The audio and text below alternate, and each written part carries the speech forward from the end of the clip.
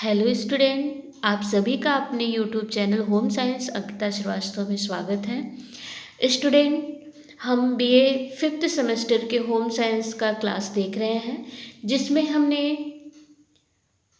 5th semester का जो second paper है सामुदायिक विकास कार्यक्रम एवं नियोजन का हम अध्ययन कर रहे हैं। और पिछले वीडियो में हमने आपको सामुदायिक विकास का अर्थ, परिभाषा, क्षेत्र, सिद्धांत, कार्यप्रणाली और गृह विज्ञान के अर्थ, परिभाषा, विकास, इतिहास, सारी चीज़ें हमने पिछले वीडियो में बता दिया है। अगर आपने नहीं देखा है तो अगर आप चैनल पे नए हैं तो चैनल को सब्सक्राइब कर लीजिए और प्ले लिस्ट में जा कर के आप सारे वीडियो को क्रम से देख लीजिए, ठीक है।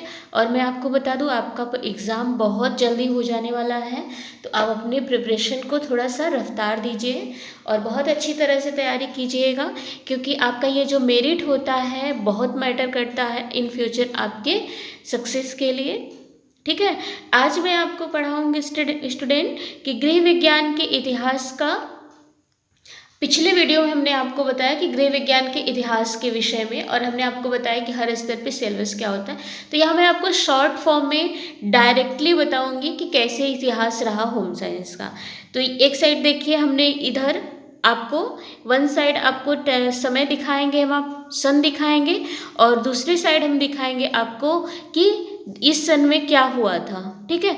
जैसे सन 1780 की बात करें तो 1780 में काउंट रमफोर्ट बेंजामिन थॉमस का रसोई घर में कार्य सरलीकरण के तरीके आए। मतलब जो बेंजामिन थॉमसन जी थे, ये रसोई घर में कार्य सरलीकरण के तरीके को प्रोत्साहित किए। कार्य सरलीकरण क्या होता है, तो इसके विषय में हमने बताया है कि किसी भी कार्य को कम समय, कम शक्ति, कम धन के व्यय के द्वारा किया जाने वाला कार्य सरलीकरण कहलाता है, ठीक है। लेकिन कार्य के क्वालिटी पर कोई प्रभाव न पड़े, समय कम लगे, शक्ति कम लगे, धन कम लगे, लेकिन उसके क्वालिटी में कोई अंतर न हो। फिर 1840 में क्या हुआ था, कैथरीन ई वीचर का घरेलू अर्थव्यवस्था विषय के विद्यालय में पढ़ने की अनुशंसा। 1840 में ये बात कही थी ई वीचर साहब ने कि घरेलू अर्थव्यवस्था अर्थात होम साइंस को विद्यालय स्तर पर पढ़ाने के लिए इन्होंने एक अनुशंसा की, अपने विचार को व्यक्त किया।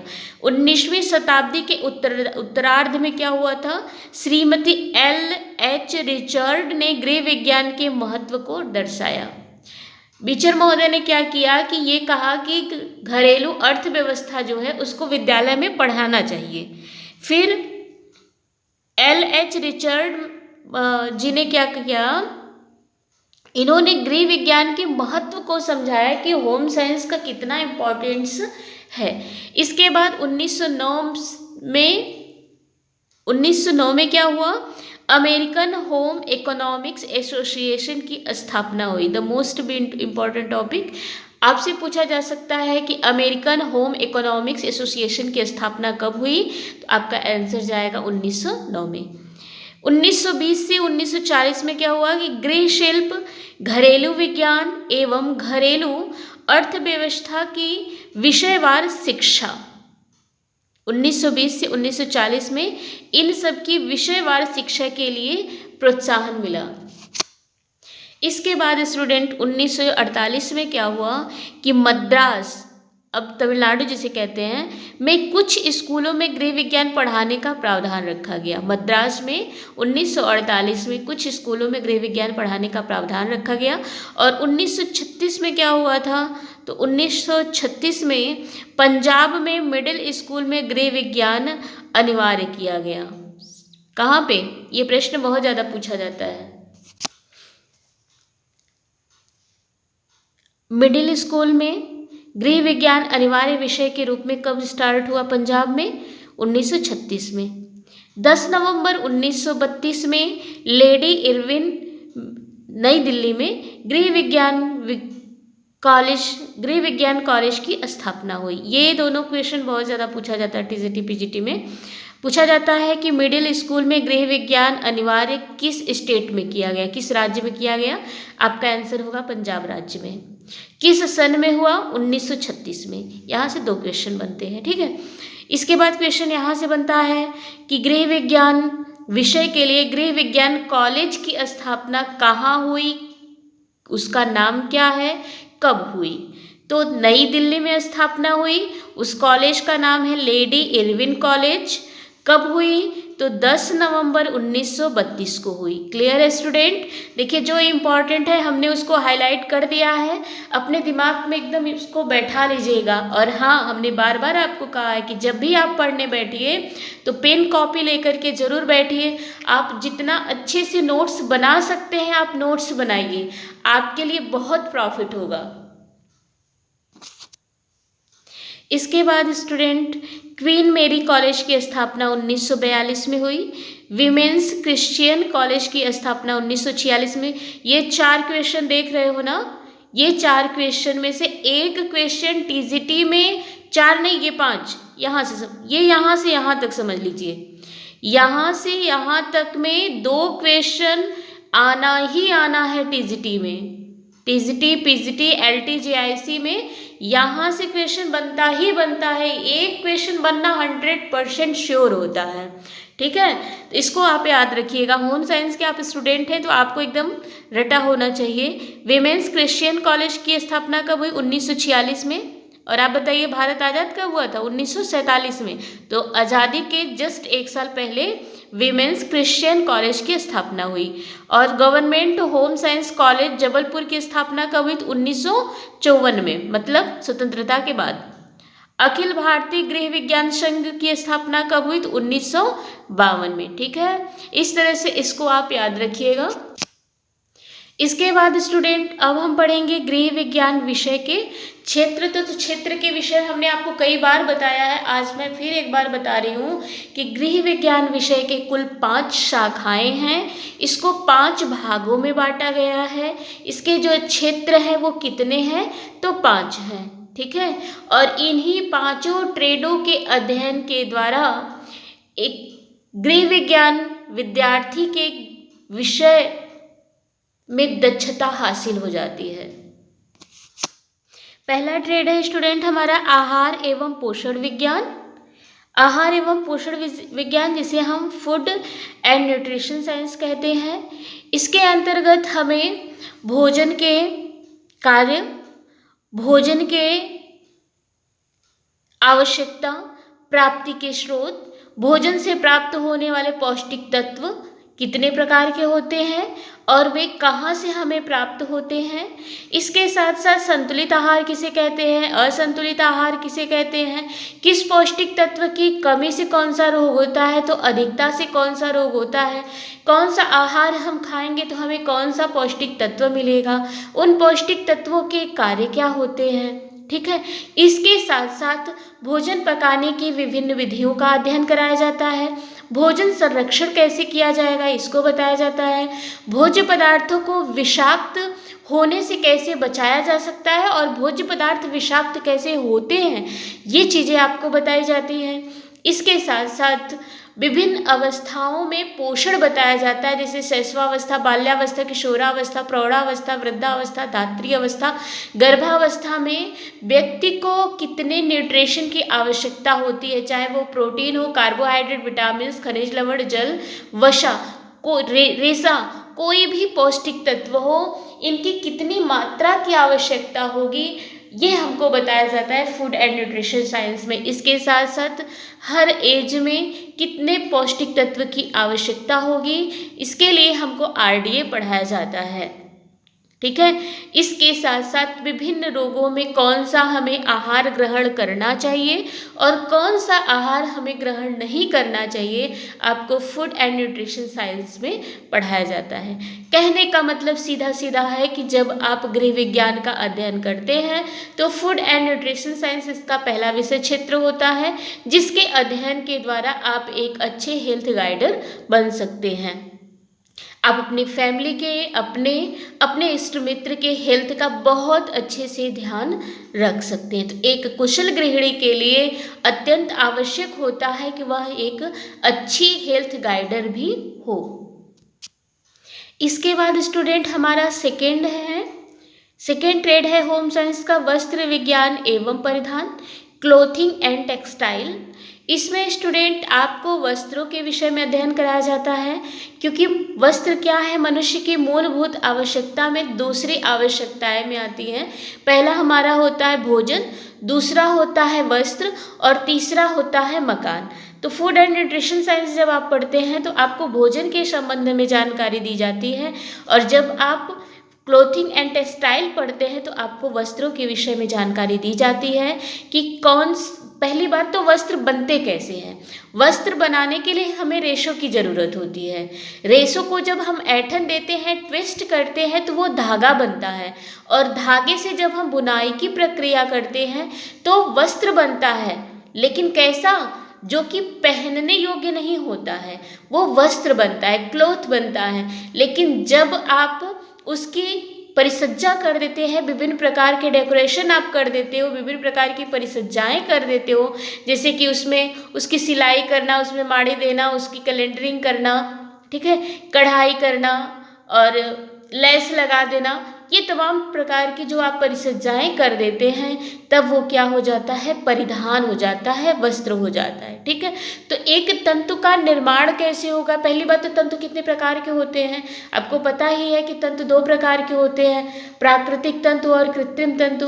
प्राकृतिक तंतु जो होते हैं ये 3 प्रकार के होते हैं, वनस्पति जगत से प्राप्त तंतु, जंतु जगत से प्राप्त तंतु और खनिज जगत से प्राप्त तंतु। वनस्पति जगत से प्राप्त तंतु वे तंतु होते हैं जो हमें पेड़ पौधों के माध्यम से प्राप्त होते हैं, जैसे हमारा कपास, कपोक, रेमी, मनीला, हेम, कोयार, ये सभी आ जाते हैं। दूसरा हमारा होता है जंतु जगत से प्राप्त रेशे। वे रेशे जो हमें जीव जंतुओं से प्राप्त होते हैं उन्हें हम प्राणी जगत से प्राप्त रेशे या जंतु जगत से प्राप्त रेशे कहते हैं। इसमें 2 प्रकार के रेशे आते हैं, एक रेशम और दूसरा ऊन। तीसरा होता है हमारा खनिज तंतु, जो कि हमें पृथ्वी के गर्भ से प्राप्त खनिजों से प्राप्त होता है, जिसमें आपके 3 प्रकार के तंतु आते हैं, मेनली सोना, चांदी और एस्बेस्टस। एस्बेस्टस के विषय में आपको बताऊं तो एस्बेस्टस एक ऐसा तंतु होता है जो जंगरोधी, अग्निरोधी होता है, अर्थात यह एक ऐसा वस्त्र है जिसे पहन करके अगर आप आग में भी कूद जाते हैं तो कोई इफेक्ट नहीं पड़ता है, इसमें जंग भी नहीं लगता है। ठीक है, दूसरा होता है हमारा कृत्रिम तंतु। कृत्रिम तंतु वे तंतु होते हैं जो हम उसे कृत्रिम विधियों के द्वारा बनाते हैं। ये 2 प्रकार के होते हैं, एक मानवकृत, दूसरा रासायनिक। मानवकृत तंतु जो होता है इसमें रेयॉन आता है, और इसे मानवकृत क्यों कहते हैं, क्योंकि इसमें 50% सेलुलोज होता है और 50% रासायनिक तत्व होता है। ठीक है, इसमें मेनली आता है रेयॉन। रेयॉन बनाने की कई विधियां होती है, विस्कॉस विधि, नाइट्रोसेलुलोज विधि, एसीटेट विधि। ठीक है, तो इस तरह से रेयॉन को हम प्राप्त करते हैं। दूसरा हमारा होता है रासायनिक तंतु। वे तंतु जो 100% रासायनिक विधियों से, रासायनिक तत्वों के द्वारा बनता है, उसे हम रासायनिक तंतु कहते हैं, जिसमें आपका एक्रिलिक, नायलॉन, पॉलिस्टर, डेक्रॉन, ये सभी आ जाते हैं। ठीक है, आप उम्मीद करते हैं स्टूडेंट कि आपको तंतुओं का वर्गीकरण समझ में आया होगा। इसके बाद तंतु प्राप्त करने के पश्चात हम कैसे उसमें ऐंठन दे करके कैसे धागा बनाते हैं, धागा से फिर विभिन्न प्रकार की बुनाइयाँ होती हैं, सादी बुनाई, फैंसी बुनाई, ठीक है, फेल्टरिंग के द्वारा हम कपड़े को बुनते हैं, जमाव दे करके। ठीक, तो इस तरह से हम कैसे वस्त्र को बनाते हैं और विभिन्न प्रकार की परिसज्जाएं करते हैं, तब वो पहनने योग्य होता है। और वस्त्रों की देखभाल कैसे करते हैं, संरक्षण कैसे करते हैं, किस वस्त्र की क्या खास विशेषताएं होती हैं। जैसे कॉटन है तो जल अवशोषक क्षमता अधिक होती है, इसलिए हम गर्मी के दिनों में कॉटन के वस्त्रों को ज़्यादा पहनते हैं। लेकिन हम रेशम के वस्त्रों को गर्मी के दिनों में ज़्यादा नहीं पहनते। क्यों नहीं पहनते, क्योंकि रेशम के जो वस्त्र होते हैं उसमें जल अवशोषक क्षमता कम होती है, इस वजह से।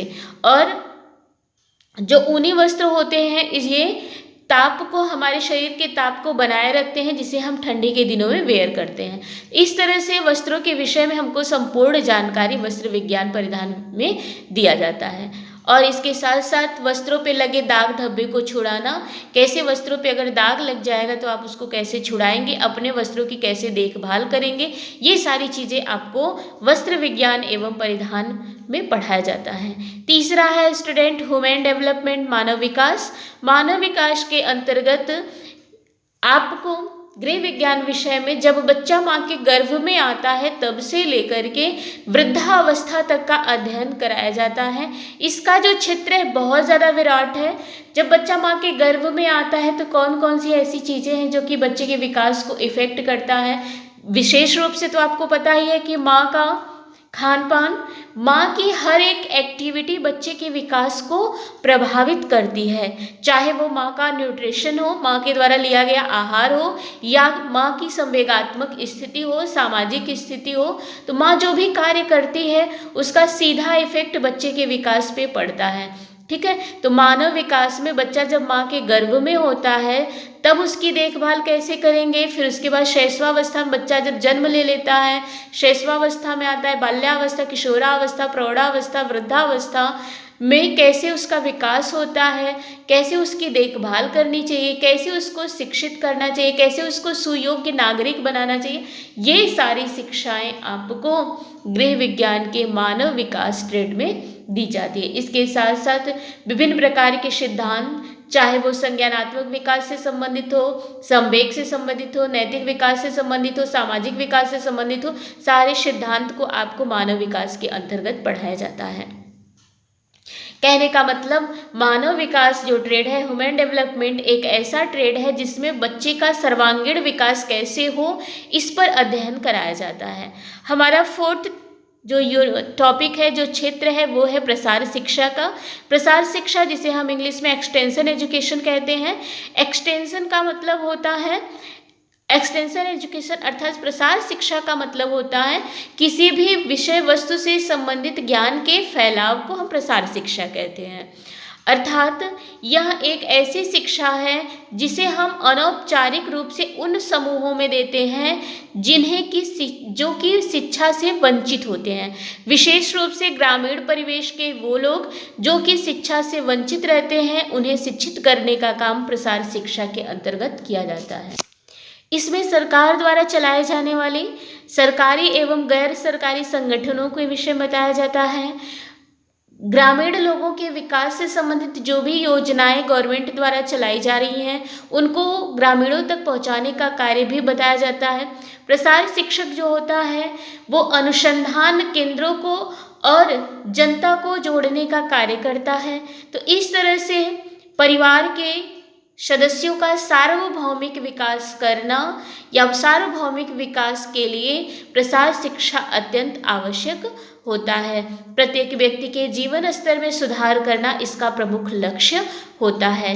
नेक्स्ट हमारा है स्टूडेंट परिवार एवं संसाधन प्रबंधन एवं आंतरिक सजगता, फैमिली रिसोर्स मैनेजमेंट। इसमें परिवार का आप प्रबंधन कार्य कैसे करेंगे, आप बजट कैसे बनाएंगे, समय समायोजन कैसे करेंगे, धन की समायोजन कैसे करेंगे, ये सारी चीज़ें आपको बताई जाती है। इसके साथ साथ आप घर को कैसे डेकोरेशन करोगे, आप अपने घर में कैसे साफ सफाई रखेंगे, आप अपने घर के परिवार के सदस्यों की देखभाल कैसे करेंगे, घर की आंतरिक सज्जा वाय सज्जा से लेकर के परिवार के सभी सदस्यों की आवश्यकताओं की पूर्ति आप कैसे करेंगे, एक मैनेजर के रूप में आप अपने घर का संचालन कैसे करते हैं। इसके साथ साथ एक आप विक्रेता हैं, आप अगर एक उपभोक्ता हैं तो आपके लिए कौन कौन से कानून बनाए गए, उपभोक्ता के क्या अधिकार होते हैं, क्या जिम्मेदारियां होती हैं, उपभोक्ता के क्या कानून हैं, ये सारी चीज़ें आपको इसमें बताया जाता है। ठीक है, अगर आप चैनल पे नए हैं स्टूडेंट तो चैनल को सब्सक्राइब कीजिए, लाइक कीजिए, शेयर कीजिए। Thank you for watching my video.